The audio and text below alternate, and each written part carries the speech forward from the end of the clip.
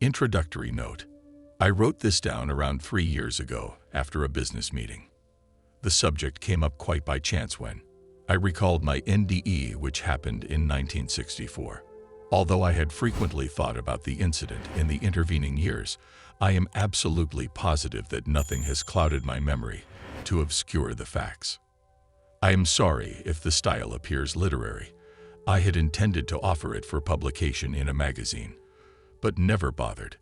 I must stress that nothing in it has been sensationalized to clinch a sale. I was undergoing basic training in the Army. One of the guys there said he could make anyone faint. Now, I had never fainted in my life before, although obviously I had seen others faint and grew curious. Being young, I felt ready for the experience. I crouched down, breathing deeply for 30 seconds. Then I had to take one deep breath and put my thumb in my mouth, while the guy hauled me up and hugged me tightly from behind as I slipped effortlessly back to the floor. My eyes opened, and I looked up at my fellows staring down at me, smiling. It was a novelty. Others tried it. Then, after a space of about half an hour, someone came into the room and expressed interest in the exercise but was unsure. I was keen to try it again, and asked the fellow if we could do it again to demonstrate it to the newcomer. This time it was very different. My body slipped slowly to the floor, and everything became dark. I turned to my right and saw, alone in the cold gloom, a stranger who stared back at me in surprise. He was tall, perhaps a little older than me, and had not expected me to see him. "Don't worry, everything's going to be all right," he said as he approached and stood behind me. I felt as if I were being raised up, and looked down and saw my lifeless form. They've killed me, I thought. They've killed me. I'd got to have them punished. I wanted to pierce them all with my anger.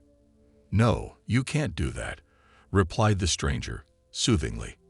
"You see, it really doesn't matter now. You'll understand soon enough." I looked again at the lifeless form. I could now actually see right inside the body. The lungs, the alimentary system, all perfectly designed and fitting cleverly together. Whoever designed the human body was a genius, I thought.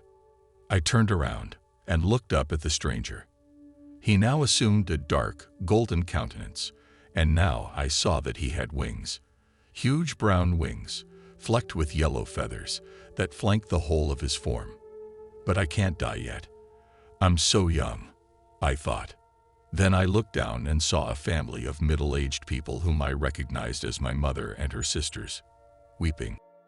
"He was a silly fool," said an anonymous voice from somewhere behind me. "He shouldn't have done that. And he never achieved anything in his life." "Oh, I don't know," I said defensively. "He was quite a nice person, and I was just getting to like him." "That's not important now," said the stranger's voice. "We must go." Suddenly, I was being propelled across a vast distance. I dare not look straight ahead, but I remember looking at the wall flashing past me as I sped along some kind of tunnel. Then, at the other end of this journey, I felt a most beautifully reassuring sense of calm. I looked down at myself in my new form. I had taken on a golden glow. I did not need to walk. I floated. Everything about me was love, goodness, and warmth. Suddenly, I felt as if I had been given access to the total knowledge of the universe. I stared at a huge dark wheel, containing stars and other celestial bodies, which slowly revolved. A deep voice spoke slowly, but I could not make out what it was saying. Then I was at some kind of entrance. A man stood in authority at the gate. He had black, tight curls and his face seemed somehow familiar. "You weren't expected," he said. His lips did not move. Our conversation was entirely telepathic. "Well, I'm here now," I replied, a little surprised that my lips did not need to move either. "You can't come in," he said. Then, turning to the stranger who had accompanied me all the way here, he asked, "Why did you bring him here?" "You know it wasn't the time." "I was just as surprised," my companion answered.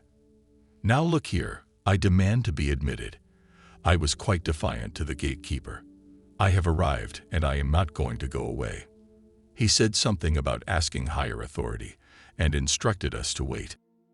To my left was a warm golden light. My companion, at my right, pointed ahead, and I saw a group of children, absolutely perfect in appearance, totally absorbed in some kind of lesson. Their teacher was further to the left, outside my line of vision. Some of the young people saw me and quickly came over and surrounded me. They were utterly delighted to see me, and I felt overjoyed to meet them. The gatekeeper returned. "You can't stay. You'll have to go back." "But I can't. I'm dead." "It's not usual, but we can take you back. Say goodbye to these people." The children and I were devastated at this news. I heard at least one of them groan. My companion saw my intense disappointment. "Don't worry," he reassured me. "You'll see them all again, soon enough." The gatekeeper turned to me again. "Now, you must promise never to attempt to come here again. This is very important." "Oh, all right," I agreed, half-heartedly. "No, this is serious." He turned to my companion and asked him to fetch 2 people whom I would know. 2 elderly women came. I recognized them as both my grandmothers. They had died some 5 or 6 years previously. My father's mother looked grim. My mother's mother was pleased to see me, but at the gatekeeper's bidding, was quite firm in her tone. I had to promise solemnly not to try to return. I agreed. Once more, I stood in front of the great dark disk again. As the stars and shapes slowly revolved, a deep voice said slowly, "Your time has not yet come." Then I felt all the wisdom which I had suddenly gained was being forced out from me. I knew I could not take this knowledge back with me, but was concerned that I might lose what limited intelligence I already had before I died. And once again I was in the long tunnel, feeling the wind against my cheek as I looked away and saw the long wall rushing past me. I awoke, prostrate on the floor. I felt as if I had received an electric shock and needed to collect my thoughts. Bewildered, I looked around me. I was back. I was 17 again, with a whole life ahead of me. A long life, it seemed, before I was due to return to that wonderful place. How would I have the patience to wait so long?